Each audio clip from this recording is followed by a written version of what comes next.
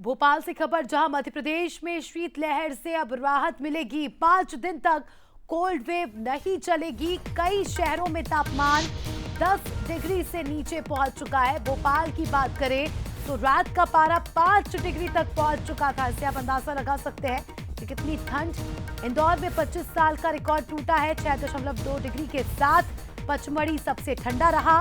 Health फसलों को लेकर एडवाइजरी जारी कर दी गई है। देखिए, ये मौसम ऐसा होता है जिसका प्रभाव सबसे ज्यादा या तो स्वास्थ्य पर होता है या तो फसलों पर। तो दोनों ही को लेकर एडवाइजरी जारी की गई है कि किस तरह से अपनी फसलों का ध्यान रखें, किस तरह से अपनी सेहत का ध्यान रखें, क्या कुछ दिनचर्या होनी चाहिए, फसलों को क्या कुछ पोषक तत्व इस मौसम में दिए जाने चाहिए। सूरज शर्मा हमारे सहयोगी इस खबर पर जुड़ चुके हैं। सूरज, जल्दी से मौसम का अपडेट दीजिएगा, क्योंकि बीते दिनों हमने देखा कि शीतलहर से पूरा प्रदेश, पूरी राजधानी ठिठुरा गई थी। आने वाले दिनों को लेकर क्या कुछ जानकारी?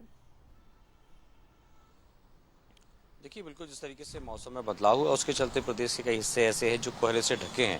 और शायद यही कारण है कि इसके साथ साथ तापमान में भी कमी देखने को मिली। राजधानी की भोपाल की बात करें तो अभी भी करीब 9 बज रहे हैं, लेकिन आप देखेंगे कि कोहरा अभी भी कई हिस्सों में नजर आ रहा है, जिसके चलते विजिबिलिटी पर असर पड़ रहा है। लेकिन जो शीतलहर जैसे हालात थे उससे जरूर अगले 4 से 5 दिन तक राहत मिलेगी।